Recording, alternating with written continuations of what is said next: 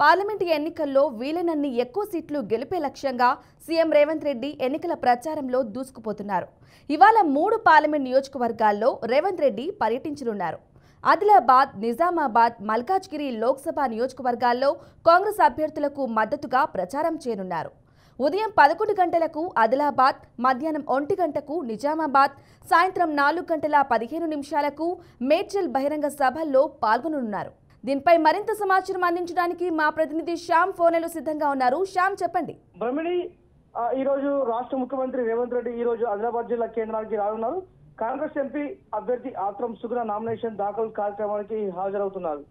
ఈ మేరకు పార్టీ శ్రేణులతో పాటు జిల్లా పోలీసు యంత్రాంగం ప్రత్యేక ఏర్పాట్లు చేస్తుంది.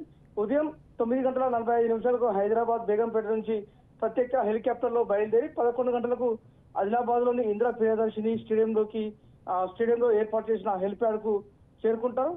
అక్కడి నుంచి రోడ్డు మార్గం గుండా ప్రభుత్వ డైట్ కళాశాల ఆవరణలో ఏర్పాటు చేసిన బహిరంగ సభ ప్రాంగణానికి చేరుకుంటారు.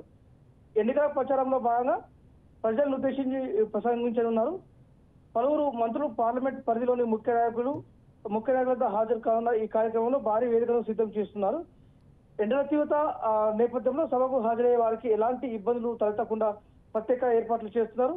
మరోవైపు పోలీసులు పట్టణంలోని పలు మార్గాల్లో ట్రాఫిక్ ఆంక్షలు విధించారు. సభకు హాజరయ్యే ముఖ్య నాయకులతో పాటు ప్రజలు తీసుకొచ్చిన వాహనాలను పార్కింగ్ చేసేందుకు ఇప్పటికే ప్రత్యేక స్థలాలను గుర్తించారు.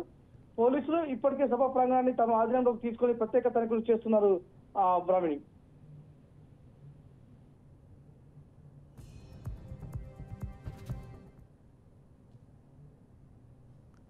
శామ్,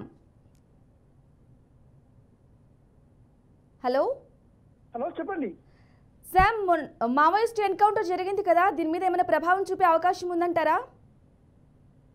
పోలీసులు మాత్రం ఆదిలాబాద్ పట్టణాన్ని మొత్తం తమ ఆధీనంలోకి తీసుకున్నారు. కాబట్టి ఎలాంటి అవాంఛనీయ సంఘటనలు తీసుకోకుండా ఇప్పటికే దాదాపు 800 మంది పోలీసులతోటి భారీ భద్రతను అయితే ఏర్పాటు చేశారు. బ్రాహ్మణి, పార్లమెంట్ ఎన్నికలపైన ఎలాంటి చర్యలు తీసుకుంటున్నారు సార్? అంటే ఆత్రం సుగుణ ఎవరైతే ఉన్నారో కాంగ్రెస్ ఎంపీ అభ్యర్థి, ఆమెను బలపరిచేందుకు సీఎం రేవంత్ రెడ్డి ఈ రోజు ఆదిలాబాద్ కు రానున్నారు.